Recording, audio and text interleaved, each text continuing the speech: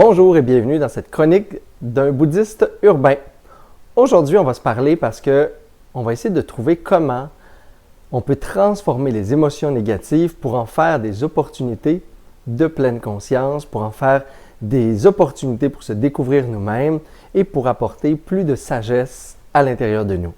Alors, contrairement à ce qu'on pense, les émotions négatives ne sont pas des perturbatrices nécessairement à la pleine conscience et au contraire, elles peuvent être de beaux outils pour plonger en profondeur à l'intérieur de nous. Je vous parle de ça parce que moi, aujourd'hui, j'ai côtoyé des personnes qui, dès le début de la journée, s'étaient enragées au volant contre d'autres conducteurs et avaient été pris par la colère.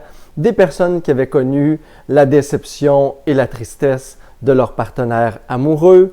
Des personnes qui ont été pris par des énergies de rigidité, des énergies de méchanceté contre les autres parce qu'ils se sont mis à être impatients et qui ont manqué de douceur. Plein de gens qui sont venus me voir ou que j'ai rencontrés dans la journée et qui m'ont parlé à quel point c'était difficile de garder une pratique de pleine conscience parce qu'ils étaient dans leur corps, dans leur énergie de souffrance, dans leur ego. Et la question qu'on me pose toujours dans ce temps-là, c'est « Mais comment je fais, Martin? Explique-moi comment on fait pour se débarrasser de l'ego. » Eh bien, l'ego, il va être là jusqu'à la mort. On ne se débarrasse pas de l'ego. Mais on en prend soin, on l'aime, on lui donne moins d'importance, on apprend à être dans une posture d'écoute, une posture d'accueil, une posture qu'on appelle de témoin intérieur face à notre ego.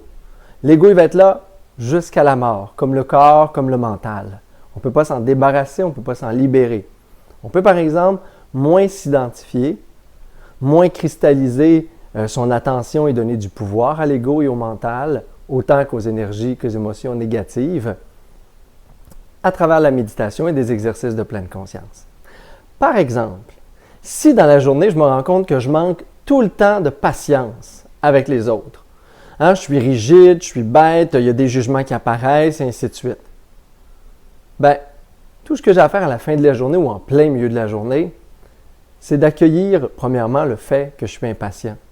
C'est accueillir l'impatience. La première chose, c'est de s'asseoir avec une émotion négative, de respirer dedans et de l'accueillir et de l'accepter comme une partie de moi-même qui mérite aussi d'être aimée, qui est en train de me dire quelque chose. Et là, voici le cadeau.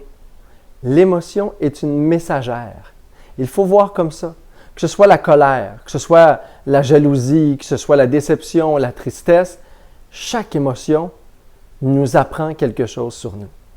Et au terme de notre évolution, c'est donc un cadeau à chaque fois. Une opportunité de se connaître, une opportunité de plonger en soi.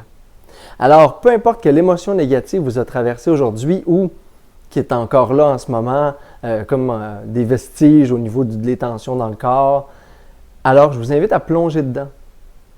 Et si c'était un personnage, cette émotion-là, qu'est-ce qu'elle aurait à vous dire? Ce serait quoi son histoire? D'où elle vient? Qu'est-ce qu'elle porte comme message? De quoi elle parle? Quelle est sa fonction? Écoutez-la, sentez-la, accueillez-la, faites-en une amie. Et avec du détachement, avec un peu plus de recul, vous pouvez imaginer que c'est un personnage. Et ce personnage-là, cette petite fille qui pleure dans un coin, ce dieu guerrier tout en colère, ce volcan qui explose,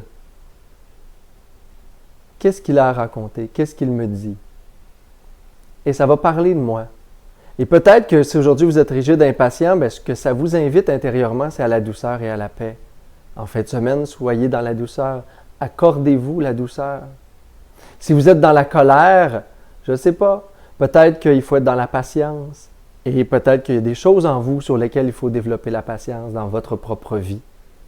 Fait qu'au lieu de projeter les émotions négatives sur l'extérieur, profitez-en pour en voir des opportunités de descendre en vous-même avec pleine conscience et de libérer tous les trésors de sagesse qui vous habitent et de le voir comme des invitations à prendre soin de quelque chose en vous qui a besoin d'attention et de bienveillance.